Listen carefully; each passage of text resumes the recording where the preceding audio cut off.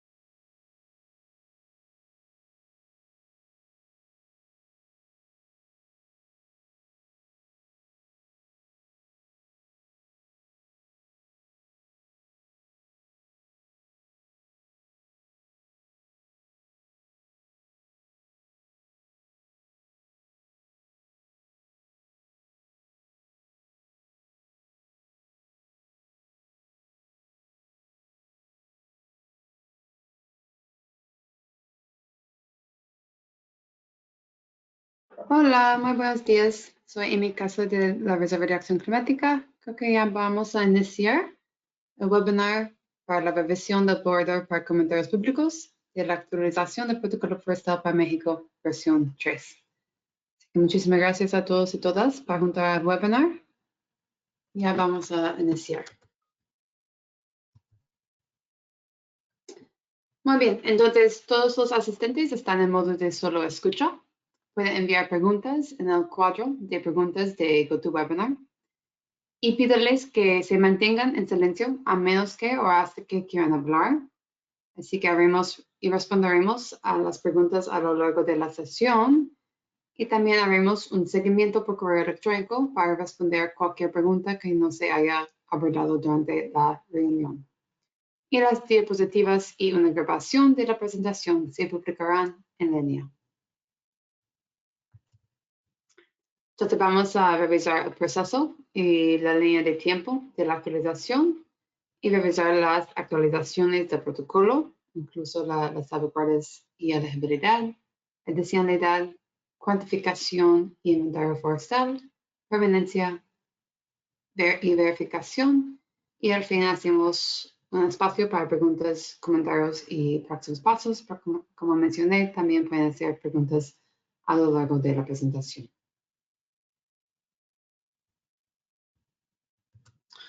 Muy bien, entonces aquí está el cronograma para la actualización del protocolo.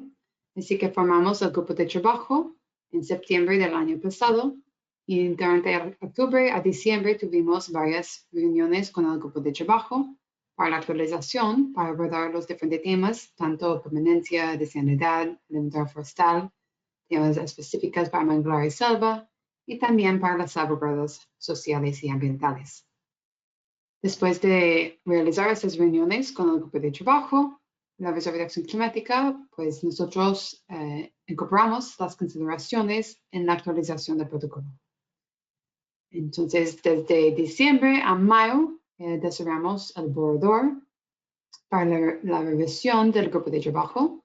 Después publicamos este borrador para la revisión del grupo de trabajo en junio. También tuvimos otro webinar con el grupo de trabajo en junio. Y después de recibir los comentarios del grupo de trabajo, actualizamos el borrador de nuevo y ya publicamos el borrador para el periodo de comentarios públicos desde el 18 de julio hasta el 12 de agosto. Hoy es el webinar para el periodo de comentarios públicos y tendrán hasta este 12 de agosto para someter sus comentarios. Después vamos a revisar todos los comentarios y siempre publicamos respuestas a cada comentario que recibimos de manera escrita. Y después también actualizamos el protocolo de nuevo para incorporar los comentarios en la versión final. Después de este proceso, publicaremos otra versión para la revisión de nuestra junta directiva, lo cual vamos a revisar durante la reunión de la junta directiva el 5 de octubre de este año. También la reunión con la junta directiva también es accesible al público, así que es un webinar público, donde también pueden juntar a este webinar para recibir para escuchar la revisión final de la junta directiva y la aprobación final. Después de lo cual vamos a publicar la versión final para el uso de la versión 3 del protocolo. Entonces, las actualizaciones del protocolo. Primero, actualizamos la definición de la actividad de manejo forestal mejorado. En este caso, lo actualizamos para requerir que se incluya todo el área bajo de su programa de manejo forestal o una parte con una distribución de edad equivalente del área entero del programa de manejo forestal mejorado. Así que tiene que incluir todo el área bajo de su programa de manejo forestal que permite el aprovechamiento. Y este es el programa autorizado por la SEMARNAT, o pues una parte con una distribución de edad equivalentes del área total bajo de su programa de manejo.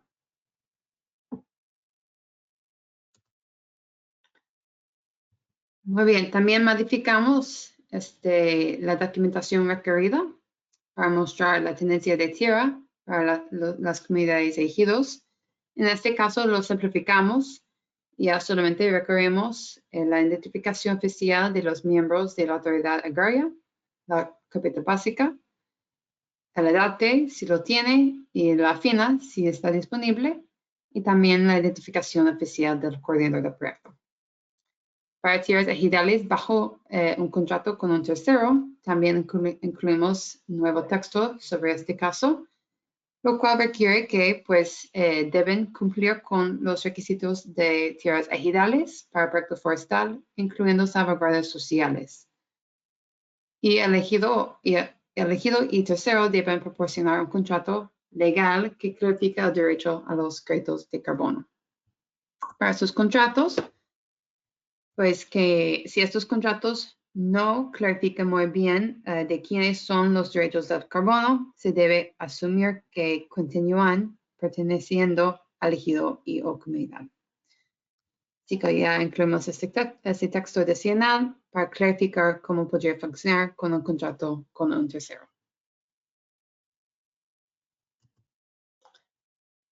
Muy bien, también incorporamos nuevo texto para propiedades federales. Entonces ya incluimos propiedades federales como propiedad elegible.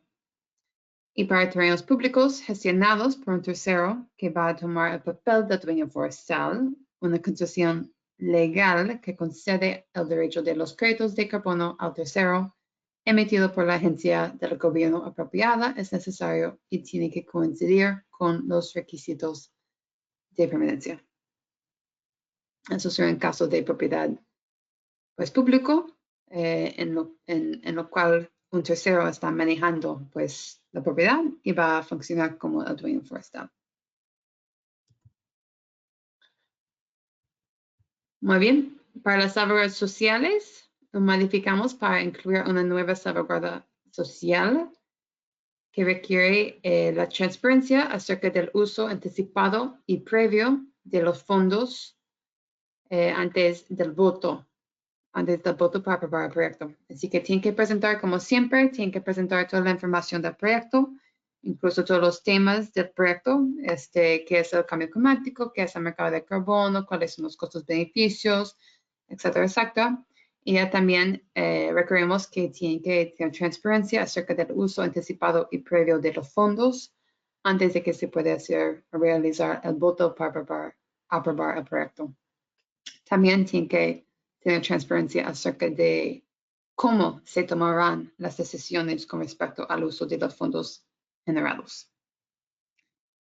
De ahí no modificamos la salvaguarda social que tiene que ver con la notificación, participación, documentación. Siempre se requiere esos tres componentes.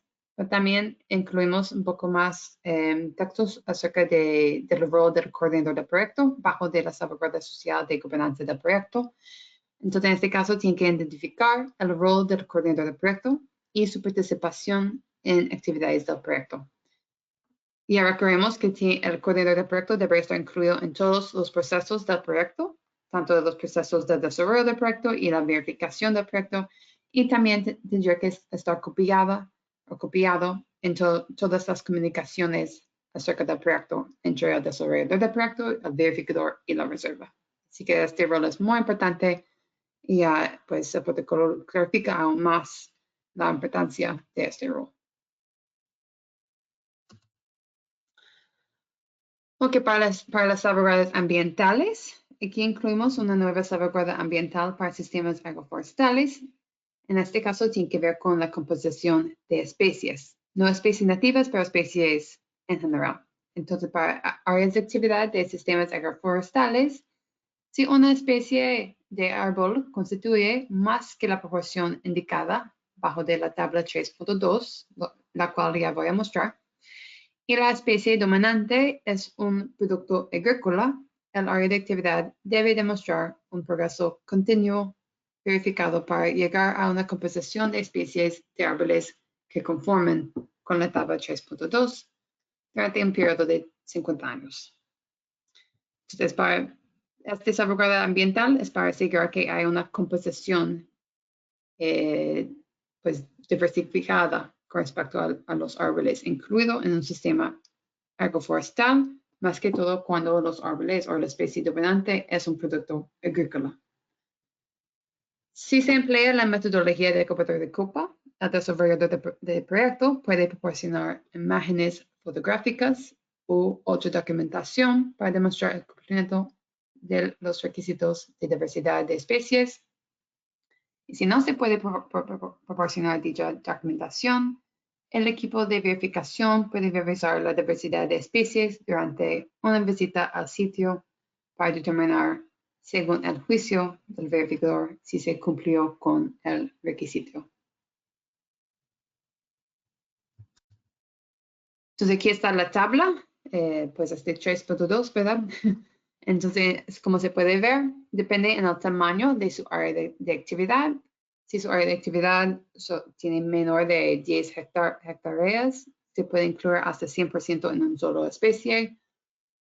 Con mayor área, pues tiene que incluir mayor diversidad. Entonces, ya con un área de actividad mayor a 1000 hectáreas, no se puede incluir más de 60% en una sola especie, tendría que ya tener mayor diversidad. Veo que hay una pregunta. Ejemplos de, pues sí, exacto, árboles agrícolas. En este caso podría ser, sí, como mangos o pues podría ser aguacates. Lo que buscamos aquí es asegurar que no, básicamente no sea un monocultivo de una sola especie agrícola, ¿verdad? Para asegurar tanto el beneficio ambiental, pero también la adicionalidad.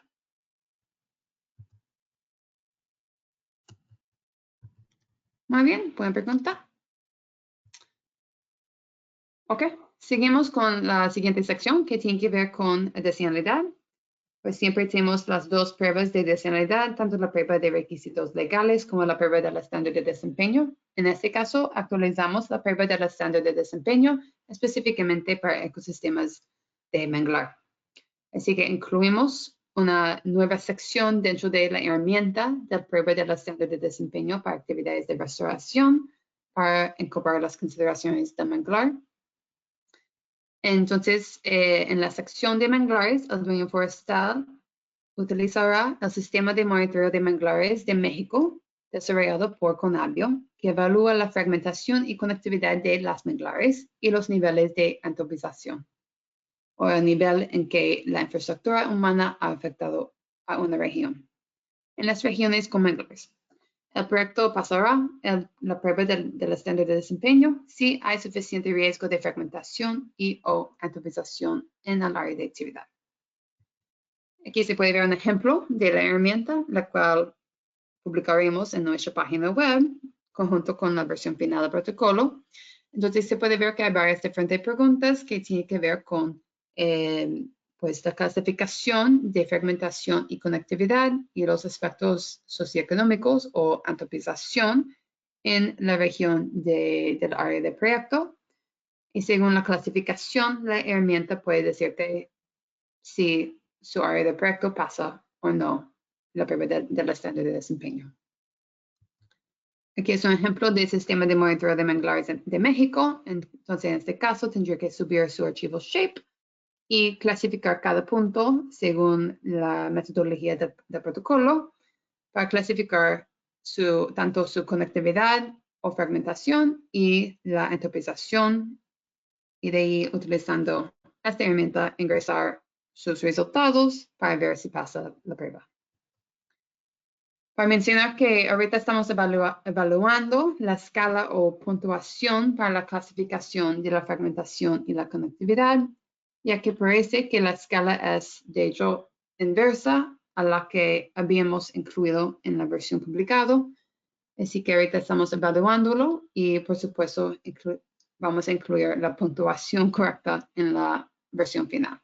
Y muchas gracias por los comentarios que nos han mostrado que tenemos que evaluar este punto un poco más. Veo una pregunta aquí. ¿Cómo se trataría si fuera plantación de cocos? En este caso creo que está hablando de salvaguarda ambiental, ¿verdad? Pues primero tomamos en cuenta, esto solo tiene que ver con sistemas agroforestales. Así que no tiene que ver con áreas de actividad de restauración o pues hay otras salvaguardas ambientales para las diferentes actividades. Siempre tomamos en cuenta que es según la actividad. Sin embargo, si estamos hablando aquí ahorita de sistemas agroforestales y fuera a ser una plantación de monocultivo de coco, pues también tendría que ya incorporar una diversidad de especies según esta tabla. También se puede ver que depende del tamaño de su área de actividad. Así que si es un área muy pequeña, puede tener hasta 100% de una sola especie. Si es un área mayor, tendría que incorporar una diversidad de especies para cumplir con la salvaguarda ambiental y tener un impacto o beneficio ambiental más allá de la captura de carbono, ¿verdad? Así que eso sí tendría que tomar en cuenta. Pero pues creo que hay bastante flexibilidad aquí para que también puede incluir pues su sistema de coco o plantación de cocos, mientras que también incluir diferentes especies para tener mayor diversidad. Ok. Aquí veo otra pregunta un poco más larga. Así que a ver cómo. Dice aquí la pregunta. Perdón, sobre la herramienta de prueba del estándar de desempeño, ok, muy bien, de restauración para áreas de actividad con manglar, derivado de un ejercicio realizado en un ejido ubicado en el estado de Quintana Roo, encontramos lo siguiente. Al realizar la evaluación de los puntajes de antropización y fragmentación, los valores fueron muy bajos y al ingresar estos puntajes a la herramienta, el resultado fue que el ejido no pasa la prueba del estándar de desempeño. Consideramos la posibilidad de que estos dos indicadores no reflejan totalmente el riesgo de deforestación y degradación en el área de actividad. Proponemos lo siguiente: incluir características sociales para considerar el riesgo de cambio de uso de suelo por crecimiento urbano y actividades agropecuarias, y hacer una estandarización de los valores de la puntuación de antropización, eliminando los valores extremos, y así definir nuevamente los rangos de puntuación. Muchas gracias por su comentario, y de hecho es justamente esto que estamos evaluando un poco más en detalle ahorita, ya que hemos recibido un par de comentarios parecidos. Así que estamos intentando de evaluar, utilizando diferentes ejemplos para asegurar que, pues justamente eso que va a funcionar, ¿verdad? Así que claro que eso es el fin, asegurar que estos datos reflejan adecuadamente los riesgos de deforestación y degradación, o pues tanto la presencia de degradación y presencia de factores de antropización, ¿verdad? Muchas gracias. Ok, una pregunta. Saludos. ¿Qué pasa si mi parche de manglar no aparece en esta herramienta del sistema de monitoreo de manglares de México? ¿O solo nos sujetaremos al sistema de Conavio? Bueno, creo que, perdón, combiné dos preguntas. ¿Qué pasa si no aparece en el sistema debido a la escala del sistema? Interesante, buena pregunta. No sé si tienen un ejemplo, si eso ha pasado. Hasta la fecha no hemos visto que este es un ejemplo real, pero si tiene un ejemplo así, sería muy importante entender por qué no está incluido.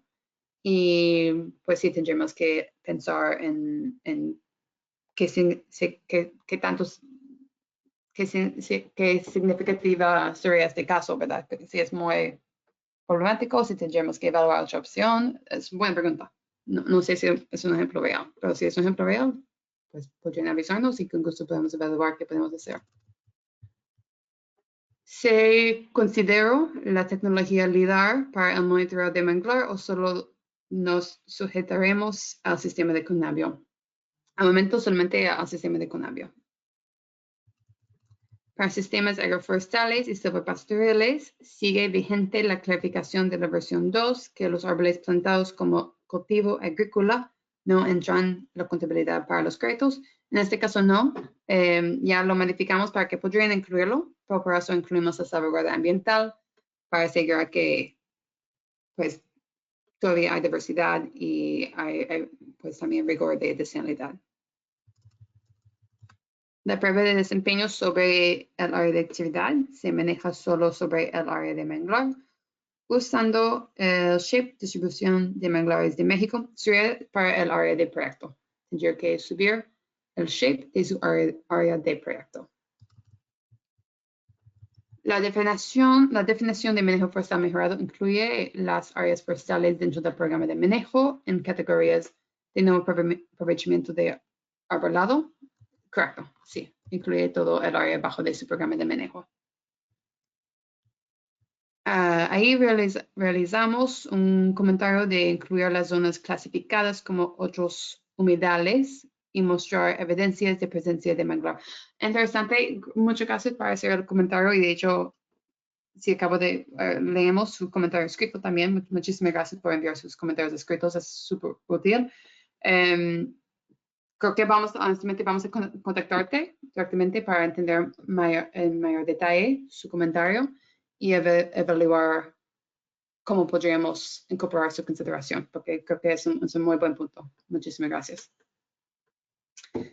Hice un ejercicio a nivel de elegido y suele pasar que para fragmentación no hay valores para toda la zona. Ok. Muy bien, Alejandro, si podrías también enviarnos su ejemplo para que podamos entenderlo en mayor detalle.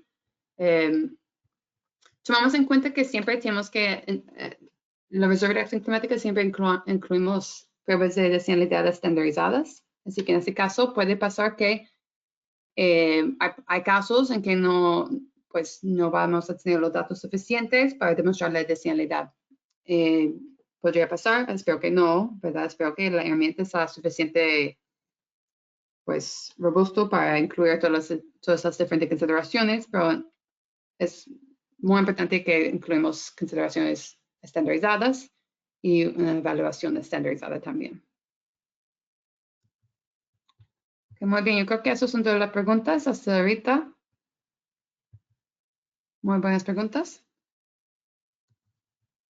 Y también vamos a esperar para sus comentarios escritos, por favor, para los que han hecho sus comentarios aquí en el chat, por favor de enviarnos sus comentarios escritos, específicamente o pues en general, por favor de enviarnos sus comentarios. Pero también si tienen ejemplos utilizando esta herramienta que pues podríamos incorporar o podríamos evaluar para posiblemente incorporar diferentes consideraciones, sería muy, muy útil. Así que muchísimas gracias.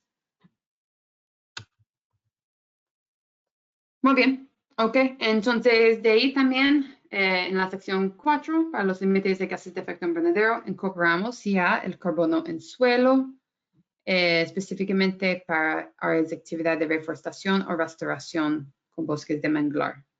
Si no, sería excluido. Ok, otra pregunta aquí.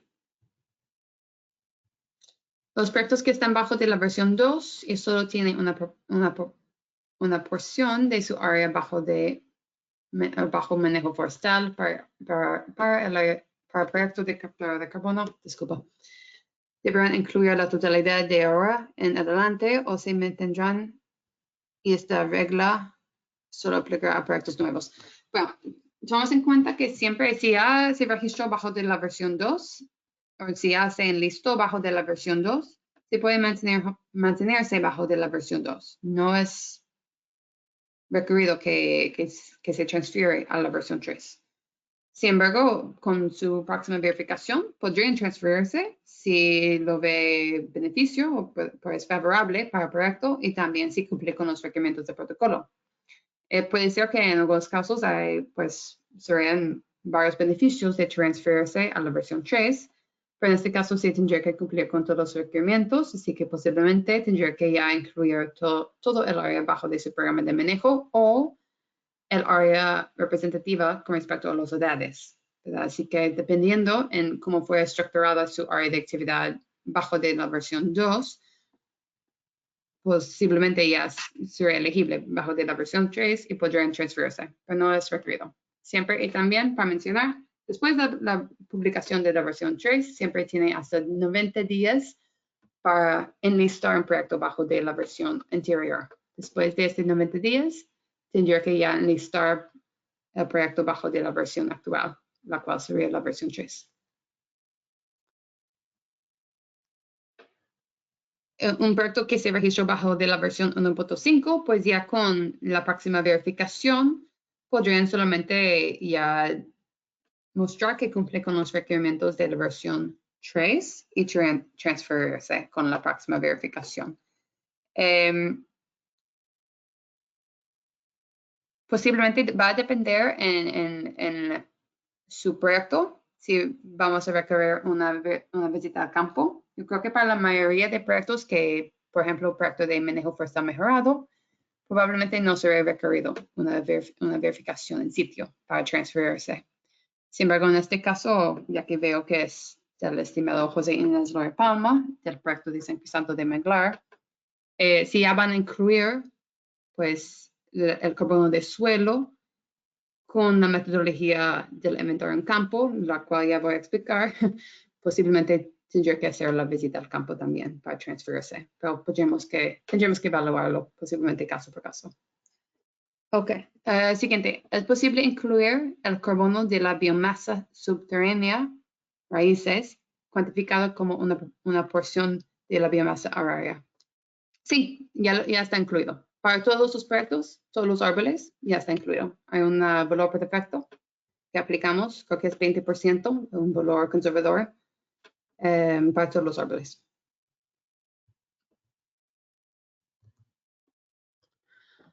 Ok, seguimos. Entonces, este carbono de suelo es separado. El carbono en suelo lo consideramos separado de raíces, ¿vea? Los raíces incorporamos, ya está incluido, ya es parte del árbol. Pero el carbono en suelo ya estamos incorporando específicamente para manglar.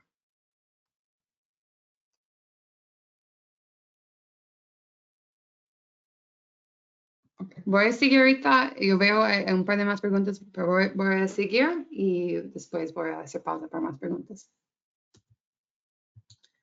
Entonces, para la cuantificación de remociones netas de gases de efecto invernadero y los créditos o los CRTs, seguimos la misma metodología de la versión anterior o la versión 2, solamente que ya incorporamos a este punto 3C para áreas de actividad basados en la restauración o reforestación de manglares, determinando el cambio en los reservos de carbono orgánico en suelo para el periodo de reporte. Así que ya incorporamos una metodología específicamente para el carbono orgánico en suelo para manglar.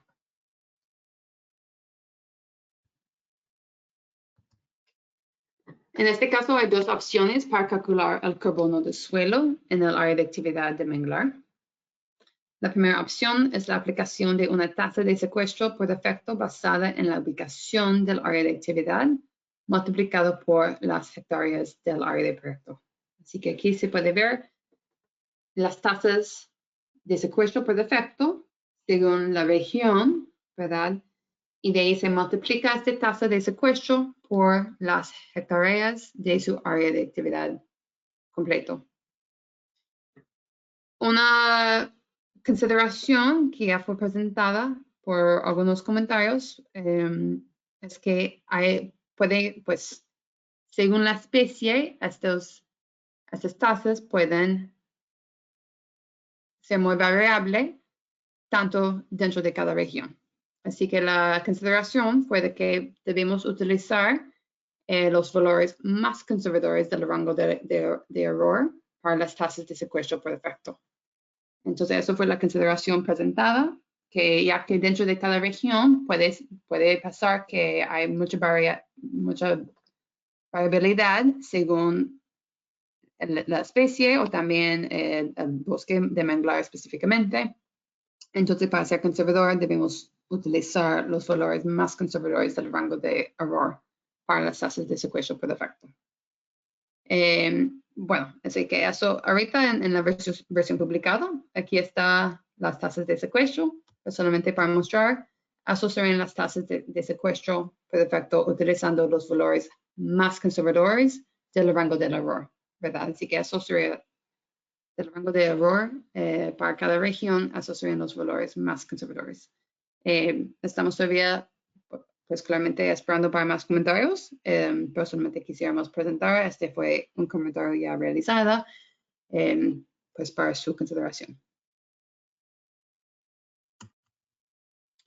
Ok, la segunda opción, ¿verdad? Así que si no quieren utilizar o piensan que podrían obtener mayores niveles de crecimiento en comparación a los valores por defecto, podrían ya implementar el muestreo en campo de suelos dentro del área de actividad para medir los cambios al carbono orgánico en suelos a través del tiempo.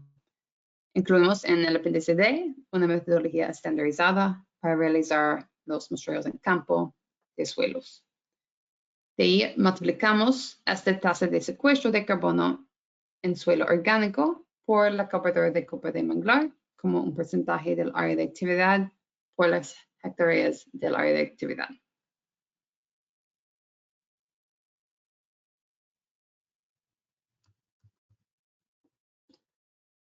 Y bueno, en este caso, la metodología del inventario para cuantificación de carbono en suelo está incluido en el apéndice D y los proyectos que opten por tomar muestras directas de suelos en áreas de actividad enfocadas a la restauración o reforestación de manglares deberán emplear el método estandarizado de inventario. El muestreo directo será usado como la base para la estimación de los cambios en los niveles de carbono orgánico en suelo muestreado durante la vida del proyecto. La única excepción sería para el primer reporte, pues los proyectos pueden usar inicialmente los valores por defecto hasta que se tome la segunda medición del suelo y se puede determinar la tasa de secuestro. El carbono en suelo se estima de inventarios muestreados basándose en el cálculo de la densidad del carbono a partir de la densidad aparente y del contenido del carbono orgánico en suelo, así como la profundidad del suelo. Y se aplicarán deducciones de confianza a los estimados en cambios de reservas de carbono en forma creciente conforme se incremente la incertidumbre estadística asociada con el muestreo. Ok, entonces los pasos generales para cuantificar un inventario de carbono de suelo basado en muestreos de campo son extraídos del manual de carbono azul costero de The Blue Carbon Initiative. Primero, determinar la profundidad del suelo. Segundo, obtener núcleos del suelo. Tercero, muestrear un núcleo del suelo.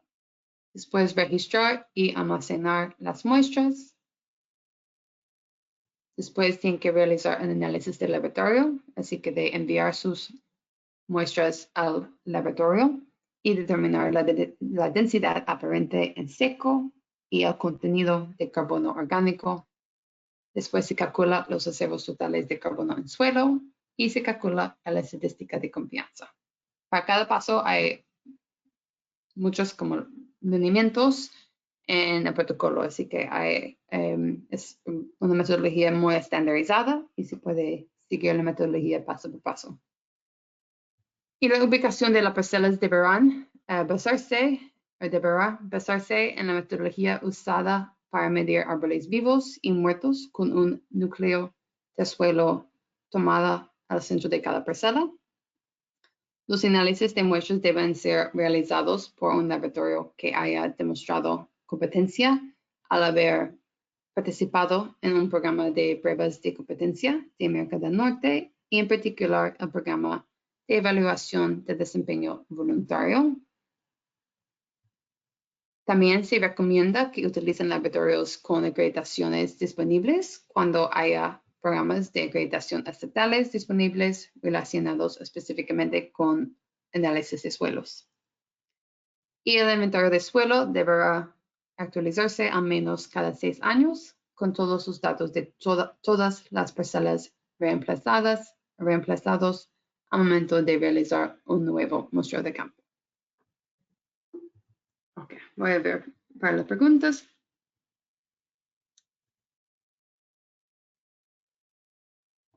Ok, una pregunta. Si un ejido no cuenta con programa de manejo forestal y no piensa hacerlo nunca, ¿por qué desea que se conserve su bosque? ¿Puede entrar a los proyectos de captura de carbono? Sí, por supuesto. Tenemos varios diferentes tipos de actividades bajo este protocolo. Ahorita solamente estoy revisando o presentando los cambios al protocolo forestal para México, ¿verdad? Así que eso no es una presentación de todo el protocolo, es solamente una presentación de los cambios. Así que no cambiamos este punto, pero por supuesto siempre se mantiene la actividad de restauración o reforestación, agroforestería y bosques urbanos en los cuales no tendría un programa de manejo forestal. Solamente bajo de la actividad de manejo forestal mejorado requiere su programa de manejo forestal. Pero si es un bosque existente que no tiene programa de manejo, podrá entrar bajo de la actividad de restauración si se pasó con la prueba del estándar de desempeño de restauración. Si es un bosque urbano, se pasa por diferente prueba. Si es pues un área que no tiene cobertura forestal a la fecha de inicio y cumple con la definición de reforestación, podría entrar como reforestación. Así que bajo de este protocolo hay varias diferentes actividades. Pues en este caso no modificamos la actividad de restauración o la definición de restauración, por lo cual no estamos revisando la definición de restauración ahorita en esta presentación, pero pues siempre se puede referirse al protocolo para las definiciones de todas las actividades, porque sí hay varias actividades. Si apto la tasa recomendado,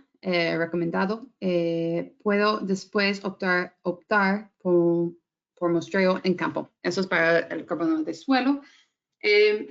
Sí, al inicio tendría que utilizar, de hecho, la tasa por defecto, el valor por defecto, porque para utilizar el muestreo en campo, ¿verdad? Tendría que ya tener 2 muestras, ¿verdad? Uno al inicio y ya uno después del primer reporte para mostrar el crecimiento, porque tomamos en cuenta que aquí incluimos el crecimiento, ¿verdad?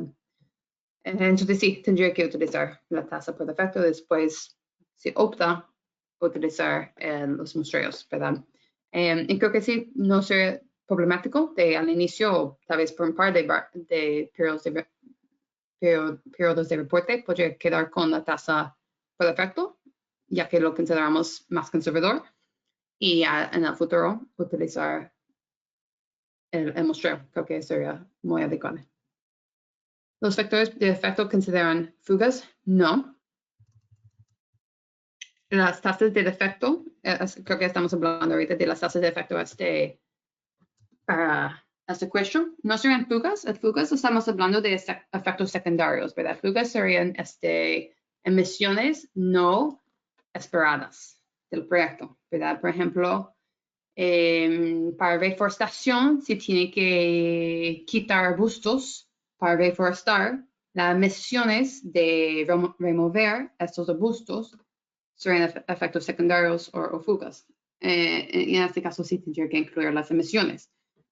aquí, estos valores por defecto que vemos aquí para la tasa de secuestro, eso es un efecto esperado, ¿verdad? Eso es el crecimiento. Eso es una, ¿cómo se llama?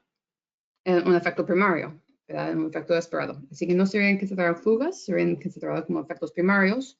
Y eso es el secuestro que cuantificamos para generar créditos. Muy bien.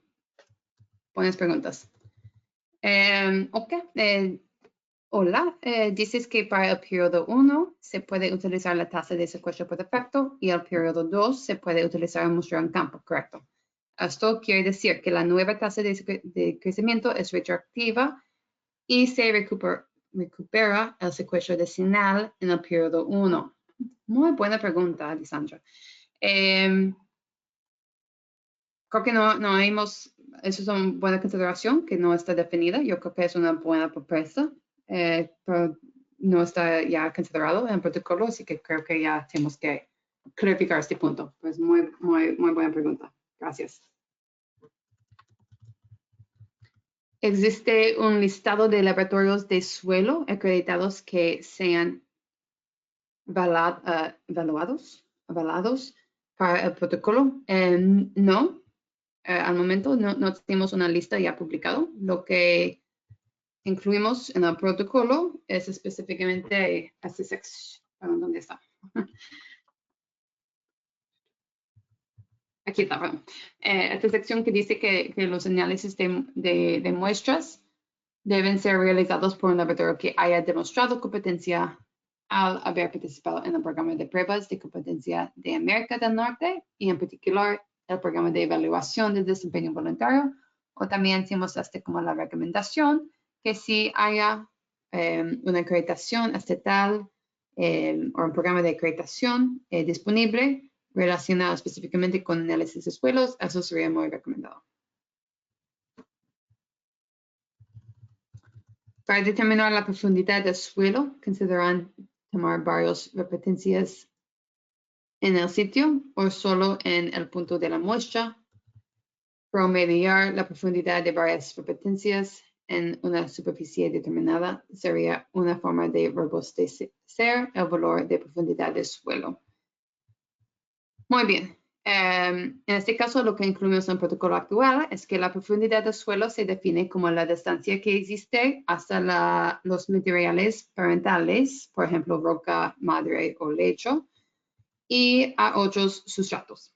Esta debe medirse con una sonda de profundidad de suelo, tal como una vareta de bambú o una sonda avalancha, y la profundidad del suelo orgánico debe estimarse a partir de la profundidad de rechazo. Por ejemplo, la profundidad a la cual la sonda no puede seguir siendo insertada. Pues sí, así que eso sería los elementos que incluimos ahorita en el protocolo, los cuales son directamente extraídos del manual del carbono azul costero o del Blue Carbon Initiative. Pero sí, si tiene otras consideraciones, por favor, pues pueden someter sus comentarios para que podamos considerarlos. Muy bien, buenas preguntas. Y por supuesto voy a guardar el chat, pero para que nosotros respondamos a las preguntas o los comentarios directamente, tendría que someter sus comentarios oficialmente, ¿verdad? Por escrito.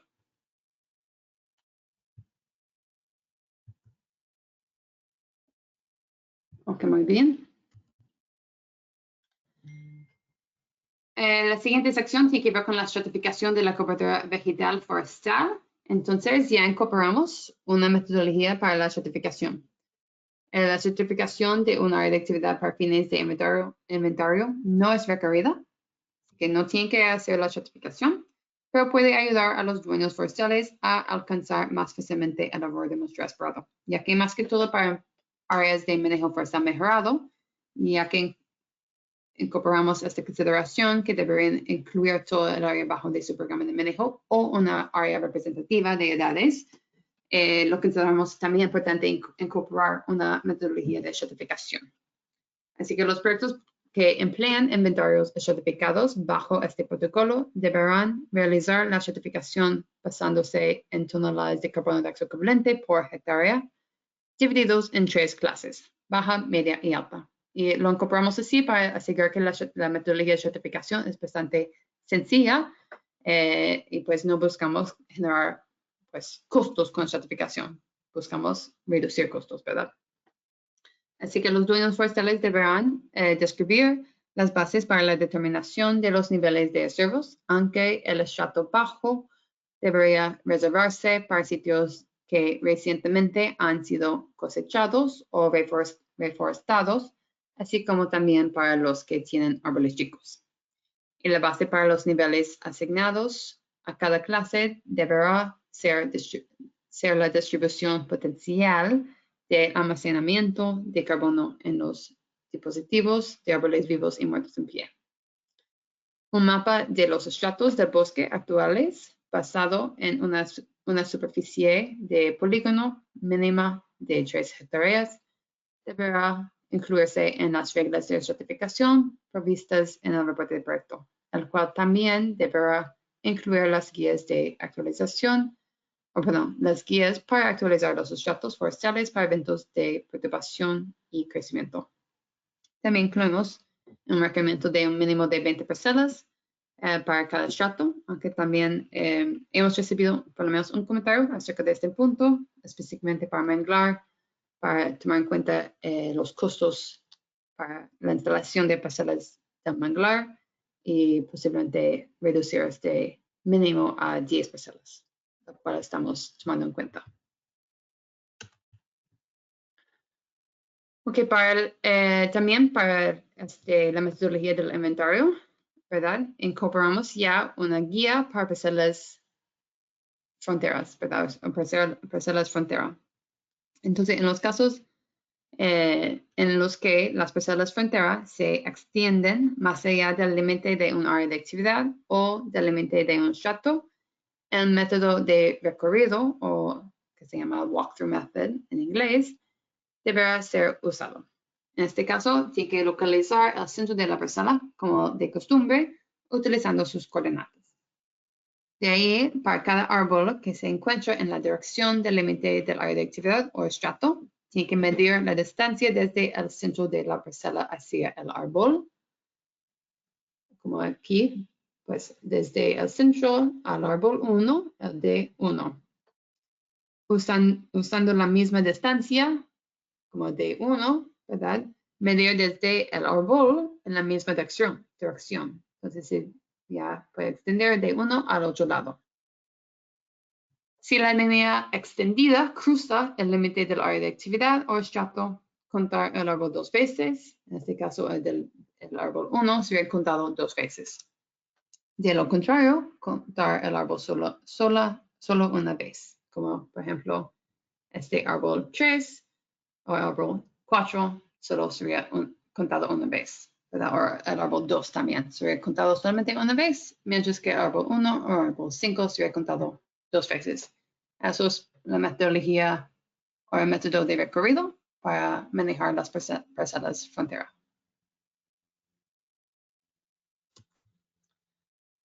Ok, muy bien. También para efectos secundarios, ya hablando de fugas, así que los efectos secundarios en sitios externos para actividades de reforestación, restauración, sistemas agroforestales y sistemas silvopastorales, incorporamos esta nueva pregunta en su flujo. Eso es el flujo de diagrama que siempre tiene que utilizar para esos tipos de actividades. Así que, de nuevo, cada requerimiento es específico al tipo de actividad. Entonces, ahorita estamos hablando de las actividades de reforestación, restauración y sistemas silvopastorales y agroforestales. Y también para enfatizar que estamos hablando de las actividades según las definiciones en el protocolo. Así que no es en general reforestación, restauración, más bien es según la definición del protocolo y el tipo de actividad implementado según el protocolo. Muy bien, entonces en este caso lo que incorporamos ya para esos tipos de actividades, para efectos secundarios, es esta pregunta, la tercera pregunta. Entonces, como siempre en este diagrama de flujo, tienen que contestar las preguntas para ya llegar a un análisis de del factor de riesgo de fugas o factor de riesgo de efectos secundarios para ese tipo de actividad. Entonces ya hace la pregunta si el área de actividad se desarrolla donde hubo tierras de cultivo activas. Si es sí, la segunda pregunta es si la cosecha era comercialmente viable. Si la respuesta es sí, ya tiene la pregunta de si redujo esta superficie de cultivo por las actividades del proyecto. Si es no, todavía no hay riesgo de fugas. Si es sí, ya llegamos a riesgo de fugas de 24% por el desplazamiento de cosecha.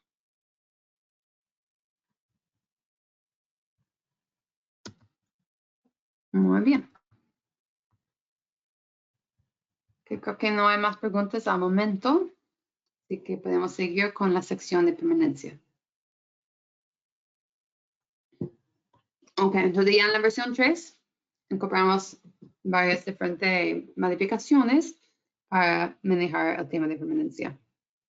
Entonces la reserva siempre requiere que proyectos forestales aseguren que el carbono asociado con las remociones de gases de efecto invernadero acreditadas permanezca almacenado durante al menos 100 años. Eso es nuestro requerimiento programático para cumplir con el principio de permanencia. Y bueno, el Protocolo Forestal para México emplea múltiples mecanismos para garantizar que las remociones de gases de efecto invernadero acreditadas cumplan con las obligaciones de permanencia. Por ejemplo, siempre utilizamos un contrato legal conocido como el Acuerdo de Implementación del Proyecto, firmado por el dueño forestal y la reserva, lo cual establezca las obligaciones de cada parte en caso de una reversión. Además, para proyectos comunales y ejidales, requerimos ya un compromiso formal aprobado por la comunidad o ejido de mantener los reservos de carbono acreditados por un periodo de 100 años, alineado con sus procesos y normas legales, comunales o ejidales. También implementamos un mecanismo de seguro denominado Fondo de Aseguramiento, basado en el perfil de riesgo de un proyecto. Y un enfoque de incentivos que redistribuya los dividendos del Fondo de Aseguramiento a proyectos que demuestran el cumplimiento continuo y el mantenimiento de los reservos de carbono secuestrados a lo largo del tiempo. Entonces, el acuerdo de implementación del proyecto establece las obligaciones del dueño forestal para cumplir con los requisitos de monitoreo y verificación del protocolo. A su vez, se estipulan las responsabilidades del dueño forestal en caso de una reversión. Y para ejidos y comunidades, pues tienen estatus y procesos legales establecidos, exigiendo que todas las decisiones se tomen a través de los órganos de gobierno comunal o de la Asamblea General. Y las actas de asamblea sirven como registro legal de las decisiones votadas por la Asamblea General y se inscriben en el RAN. Siguiendo los requisitos de salvaguarda social de consentimiento libre, previo e informado, los ejidos y comunidades que participan en un proyecto forestal deben reconocer y aprobar el compromiso de permanencia de 100 años del proyecto forestal en la Asamblea General, documentado en su acta de asamblea y registrado en el RAN.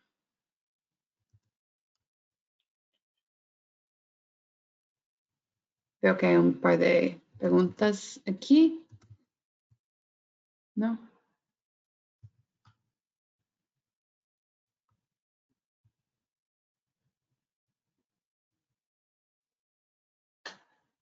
Ok. Tal vez voy a seguir con el tema de permanencia y después voy a regresar a las preguntas ya que tienen que ver con permanencia.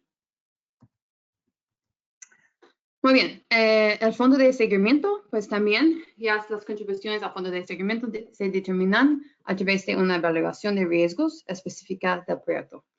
Los proyectos forestales también reciben un incentivo económico para asegurarse contra reversiones, basado en un flujo esperado de créditos futuros. A medida que los proyectos demuestran un cumplimiento continuo Un porcentaje de su contribución al fondo de seguimiento puede redistribuirse al dueño forestal a lo largo del tiempo en función del valor de tonelada por año de los créditos específicos del proyecto en el fondo de seguimiento. La reserva administra de manera adaptiva el fondo de seguimiento y los dividendos del fondo de seguimiento en función de una evaluación continua del riesgo programático y la salud del fondo de seguimiento. Aquí se puede ver la distribución o pues los diferentes factores de riesgo que incorporamos para determinar la contribución al fondo de seguimiento. Como se puede ver, está clasificado por diferentes tipos de tierra, ya que consideramos los diferentes factores diferentes por tipo de tierra, tanto privados como propiedad pública y propiedad comunal o ejidal. Y también lo modificamos según el tipo de actividad en algunos casos. En general, se puede ver que la contribución sería entre 29% y 41%, según los diferentes factores de riesgo específicos del proyecto. También hemos recibido un par de comentarios específicamente acerca de esos porcentajes para ecosistemas manglares y para sistemas agroforestales, así que también vamos a continuar de evaluar estas consideraciones. Ok, y de ahí, también como mencioné, los proyectos reciben un incentivo económico para asegurarse contra reversiones basado en redistribuciones de las contribuciones al fondo de seguimiento o dividendos del fondo de seguimiento. A medida que los proyectos demuestran cumplimiento continuo, un porcentaje de su contribución al fondo de seguimiento puede ser redistribuida a lo largo del tiempo con base en el valor tonelada por año de los créditos de proyecto en el fondo de seguimiento. Entonces, las redistribuciones y valor de tonelada por año, pues cada año que una tonelada es mantenida fuera de la atmósfera, provee un beneficio atmosférico de aproximadamente 1% en relación con el beneficio atmosférico que produce una tonelada mantenida fuera de la atmósfera por 100 años. Y conforme las toneladas son mantenidas fuera de la atmósfera a lo largo del tiempo, la porción de créditos que ya ha aportado un beneficio atmosférico cambia de estar en riesgo de reversión a no estar en riesgo de reversión. El principio de cuantificación tonelada por año es aplicado en el manejo a largo plazo del fondo de seguimiento, de manera tal que las contribuciones realizadas sean redistribuidas a lo largo del tiempo como dividendos conforme los créditos cambian de estar en riesgo a no estar en riesgo de una reversión. Que es un ejemplo más simplificado, vea, en el protocolo se puede ver un ejemplo mucho más detallado. Aquí solamente estoy mostrando el ejemplo de los créditos y las redistribuciones. Entonces, si fuera a generar como 1000 créditos cada año, su contribución tomando un promedio de 30% de la contribución al fondo de seguimiento sería como 350 créditos por año al fondo de seguimiento. De ahí, como se puede ver con tiempo, en este caso ya por cada 6 años o cada visita al campo, cada verificación de visita al campo, pues recibirían una redistribución de las contribuciones al fondo de seguimiento. Entonces, en este año sexto van a recibir 74 más créditos, ¿verdad? Eso sería la redistribución de los créditos contribuidos al fondo de seguimiento. Ok. Ya, voy a ver las preguntas.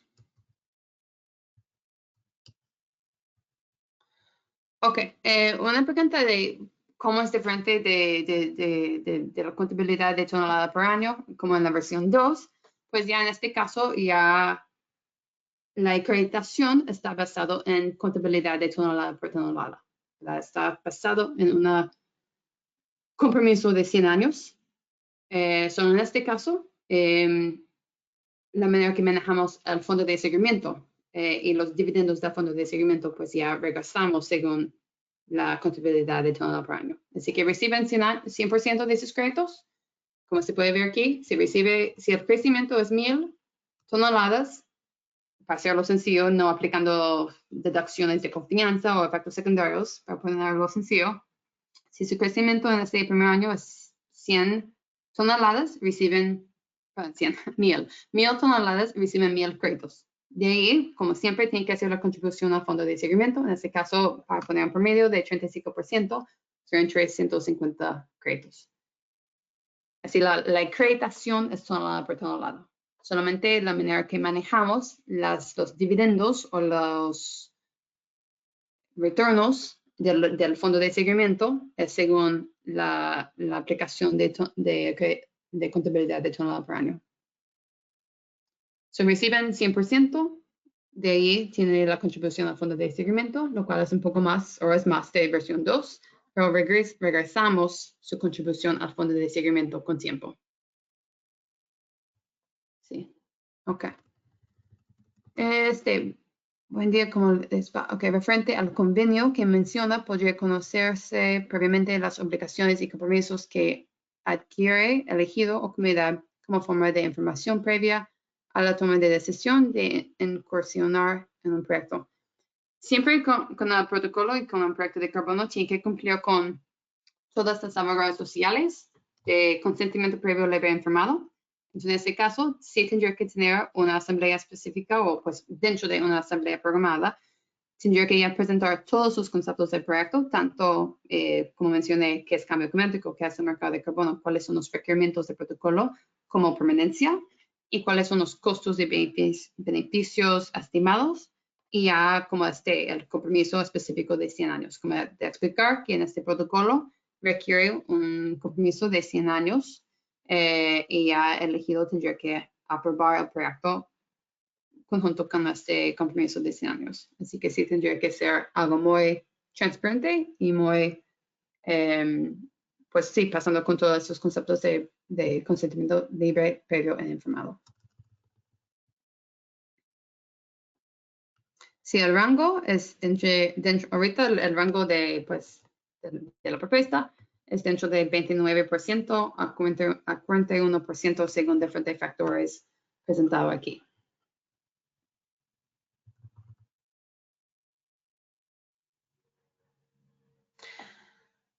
Ok, el fondo de seguimiento, ¿cómo obtendrá recursos para pagar dividendos? Muy bien, no es como pagar dividendos, es más bien regresar la contribución al fondo de seguimiento.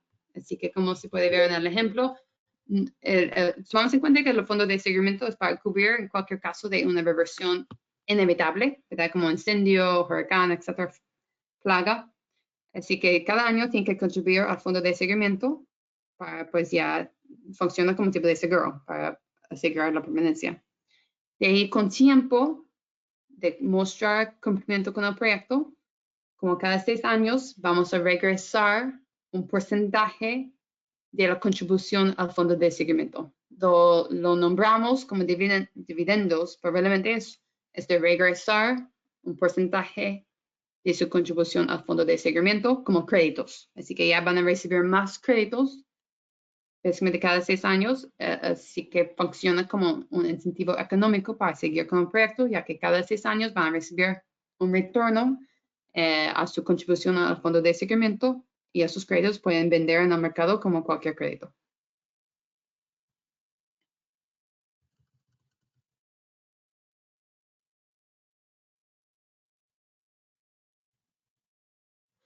Ok, entiendo que por la ley agraria, los ejidos no pueden comprometerse por más de 30 años, entonces no podrían considerar en la asamblea 100 años. Discutimos este tema bastante en nuestro grupo de trabajo, conjunto con los abogados dentro de nuestro grupo de trabajo y con representantes de los ejidos y comunidades. Y en este caso, lo que la ley agraria limita es un contrato con un tercero, un contrato de usufructo de un tercero de mayor a 30 años. Sin embargo, los ejidos y comunidades sí pueden hacer un compromiso dentro de su asamblea, pues según lo que ellos quieran hacer, como un programa de manejo es de 50 años o más.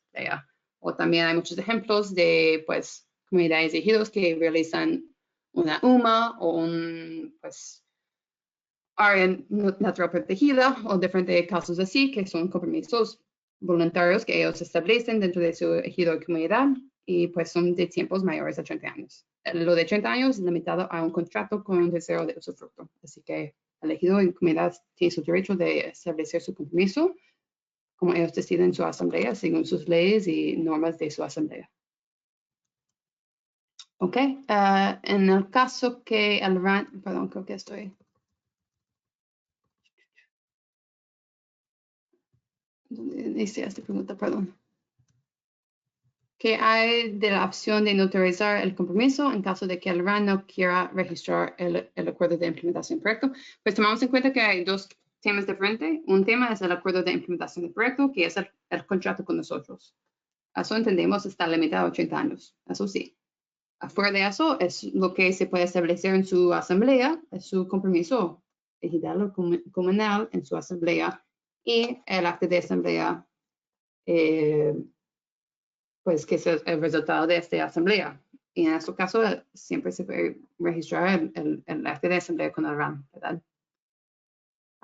Creo que tal vez si hay un caso en que el RAN pues no quiere aceptar su acta de asamblea, tendremos que evaluarlo. Pues sí, posiblemente sí podría tener sentido de aceptar la notarización, pero probablemente tendría que evaluarlo caso por caso, ya que en general creo que el RAN pues acepta su acta de asamblea. Ok. Como asesor para desarrollo de proyectos, he recibido retroalimentación negativa de un desarrollador de proyectos sobre el requisito de permanencia que puede implicar compromisos de varias generaciones. Muy bien. Dijeron que compromisos de tan largo tiempo a plazo no son congruentes con las prácticas tradicionales y condicionales socioeconómicas de los dueños forestales en el medio rural. Dijeron que, claro, que van a firmar los contratos ahorita por sus necesidades económicas, pero en algún momento en el futuro que van a arrepentirlo, han pensado en la posibilidad de mantener la opción de tener compromisos de cualquier periodo de tiempo para dueños que no están dispuestos a hacer un compromiso de 100 años. Muchas gracias por el comentario. La razón que no incluimos la segunda opción o la opción que tenemos en versión 2 es solamente para simplificar el protocolo, para no incluir una metodología que nadie va a utilizar, porque claramente van a recibir mucho menos créditos con un compromiso menor a 100 años, como en la versión 2, ¿verdad? Así que la meta de esta actualización es de, pues, realmente para asegurar que la evaluación de factores de riesgo es más justo para ejidos de comunidades comparado a propiedades privados. Así que ya tienen una comparación más parecida, ¿verdad? Y pues ya asegurar o permitir que ejidos de comunidades puedan recibir mayor beneficios de sus proyectos, mientras siempre asegurar el tema del principio de permanencia de 100 años. Esa es la meta. Entonces, por eso no incluimos la segunda opción solamente para temas de simplificarlo, ya que, pues, por supuesto, van a recibir mucho más créditos haciendo un compromiso de 100 años, comparado a la versión 2, lo cual fue limitado a 30 años. Sin embargo, si hay interés, si somete comentarios, si hay diferentes actores somete comentarios solicitando esta segunda opción, yo creo que es, por supuesto, es una opción válida bajo de la versión 2 y podríamos incluirlo también en la versión 3, pero solamente para temas de simplificar el protocolo, para no incluir una metodología que nadie va a utilizar, no lo incluimos, ¿verdad? Para simplificar el protocolo. Pues si hay comentarios que, pues, actores que buscan las dos opciones, creo que podemos tomarlo en cuenta. Ok, muy bien. El último comentario aquí, nosotros hemos estado investigando con un abogado agrario respecto a los compromisos comunitarios por 100 años y lo que nos ha dicho es que cualquier cosa que no está escrito en la ley es ilegal y que el RAN no cree que vaya a certificar actas que tengan este contenido. Muchas gracias por su comentario. Pues hemos evaluado este tema también con los abogados y como mencioné, como por ejemplo los programas de manejo de 50 años o también UMAS o diferentes decisiones ejidales y comunales, siempre lo respecta el RAN y pues lo consideramos del mismo nivel de esos tipos de decisiones. Pero es un tema muy importante, claro. Ok, aquí dice, si el RAN se niega a escribir un acuerdo de asamblea, se puede apelar ante el Tribunal Agrario. Gracias por su comentario.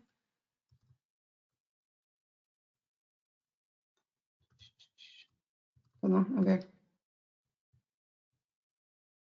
¿Cómo se va a implementar a esto? Contribución al fondo de seguimiento a proyectos ya implementados bajo la versión 2 y será retroactivo. Pues sí, solamente si estos proyectos deciden transferirse a la versión 3 y cumplen con todos los requerimientos de la versión 3, yo creo que sí podríamos ya actualizar su acreditación según la versión 3. Ayudaría a tener menos porcentaje al fondo de seguimiento si se cuenta con un seguro directo.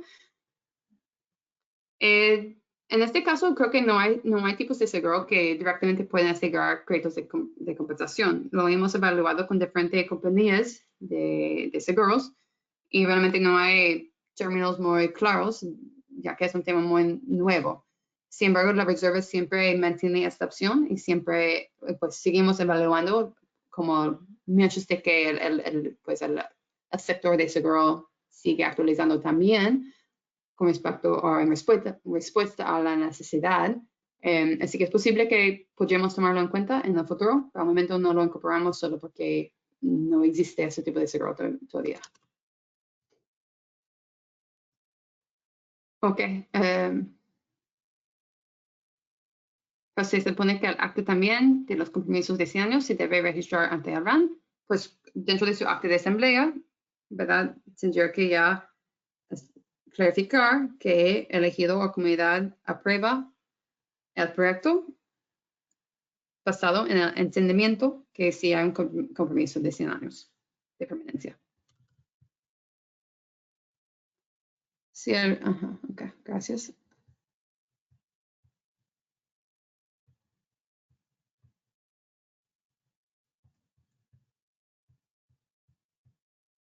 Bajo esta versión, entonces, los ejidos ya podrán comercializar 100% de los créditos de carbono que generan. Sí, pues sí, pero después tienen que hacer la contribución al fondo de seguimiento. Así que van a recibir 100% de los créditos. De ahí, como siempre, cualquier protocolo tiene que hacer la contribución al fondo de seguimiento. Pero en este caso vamos a también regresar a esta contribución al fondo de seguimiento con tiempo. Pero sí, van a ver, es 100% de los créditos menos su contribución al fondo de seguimiento, lo cual regresamos con tiempo. Pero es una acreditación mucho mayor a la versión 2, como 2.2 veces.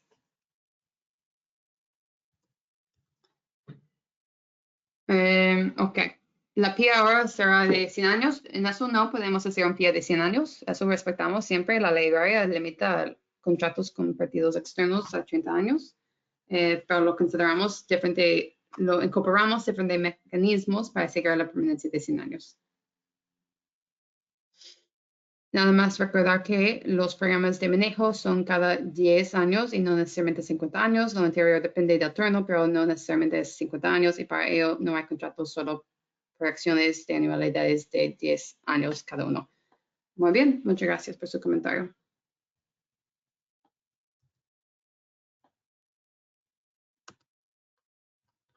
Ok, muy bien. Yo creo que ya llegamos a la última sección de verificación. Entonces, en este caso, perdón. Ok, sí. Solo no vi un comentario antes que fue, ¿cómo se llama? Un thumbs up. Así que gracias. Muy bien. Para verificación, los temas que modificamos para el sector de sección de verificación tienen que ver con los mismos cambios que realizamos dentro de las secciones anteriores, pero ya con respecto a los lineamientos de verificación. Es que para áreas de actividad de manglar, la verificación está completa si el verificador realiza un análisis de los puntos de I3 y confirma que los atributos de antropización y fragmentación o conectividad son apropiadas. La verificación procede sobre un base de 10% a 1%, es decir, que tiene que seleccionar 10% de los puntos aleatoriamente y de ahí debe estar dentro del 99% de concordancia. Si la verificación no está satisfecha Con la selección inicial de 10%, se selecciona un nuevo grupo adicional de 10% de puntos y se evalúan los valores acumulados. Eso se repite hasta que se satisface el análisis.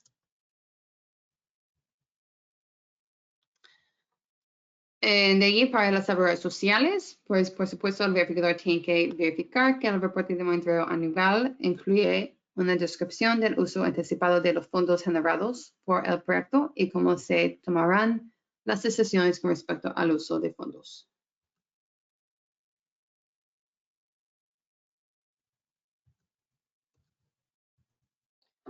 Ok, muy bien. Para esteros de carbono en suelo, para áreas de actividad de restauración y reforestación de manglar.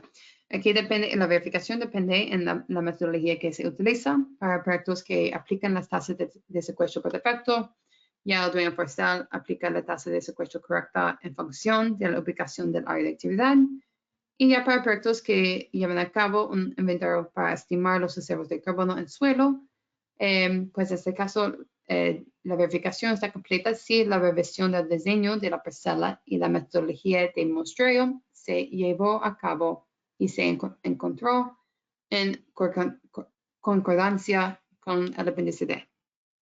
Una medida promedio de profundidad hasta el rechazo realizada por el verificador tomada en un mínimo de 3 ubicaciones de parcelas aleatorias muestreadas por el dueño forestal está dentro del 10% del promedio reportado por el dueño forestal para cada área de actividad.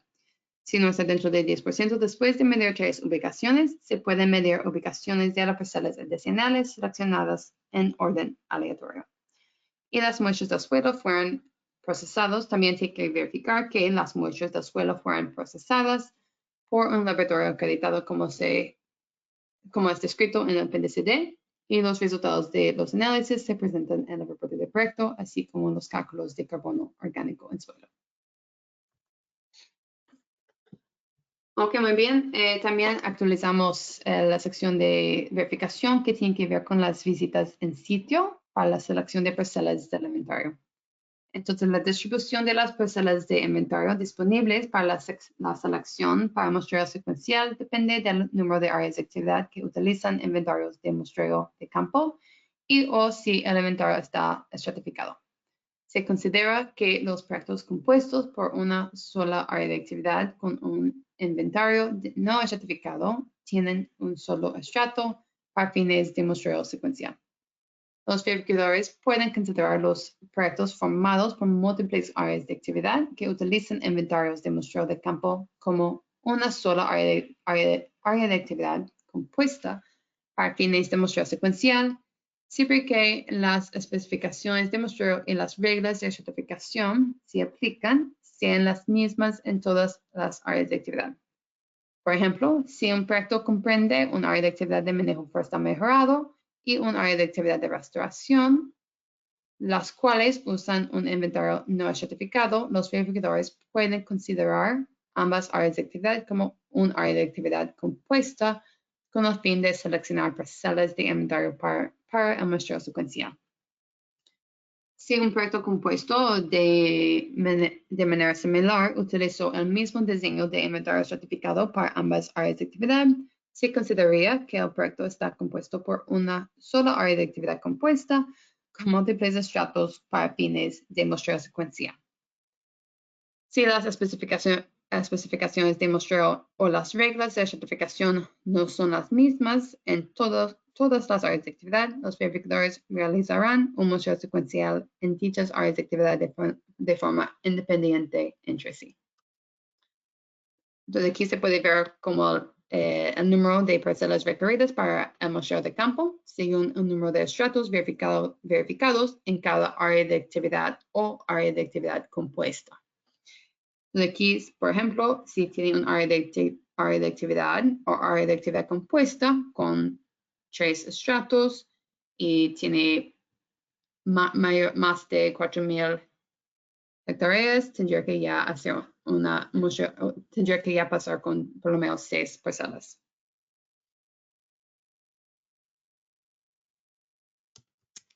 Muy bien. entonces estos son todos los cambios dentro de la versión 3 del protocolo.